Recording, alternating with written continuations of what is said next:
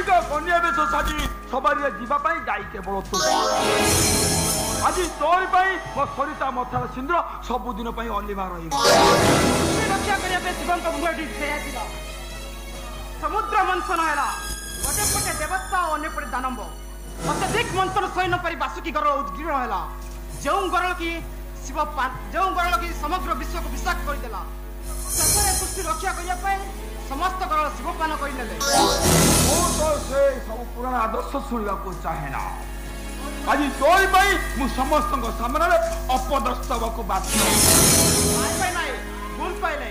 ବିଶ୍ୱ ଦିନ କୁରୁବଂଶ ଛାଡ଼ି ପାଣ୍ଡବମାନଙ୍କୁ ସମର୍ଥନ କରିନଥିଲେ ସମସ୍ତେ ଜାଣିଥିଲେ ସମ୍ପୂର୍ଣ୍ଣ ପଶାପାଲିର କୁରୁବଂଶ ଦଂଶ ଦୁର୍ଯ୍ୟୋଧନକୁ ବହୁତ ବୁଝାଇଥିଲେ କିନ୍ତୁ ତାଙ୍କର ଗୋଟେ ଜିତ୍ ବିନା ଯୁଦ୍ଧେ ନ ଛାଡ଼ିବି ମୁଁ ସୁଚଗ୍ରେ ମେଦିନୀ ସରସ୍ୱତୀ ଜ୍ୱଳନ୍ତ ପ୍ରମାଣ। ତୁ ବର୍ତ୍ତମାନ କଣ କରିବାକୁ ନୁହେଁ ଭାଇ ଅନୁରୋଧ କରୁଛି ଆପଣ ଯେଉଁ ନାଟକ ରଚନା କରୁଛନ୍ତି ସେଇ ନାଟକ ପରିଶ୍ରମ ତୁମେ ହିଁ କର ଦଶ ରଚନା କରୁ ବାଲ୍ମୀକି ସାଜି ରାମାୟଣ ରଚନା କର ଦେଖିବ କେତେ ସୁନ୍ଦର ଏ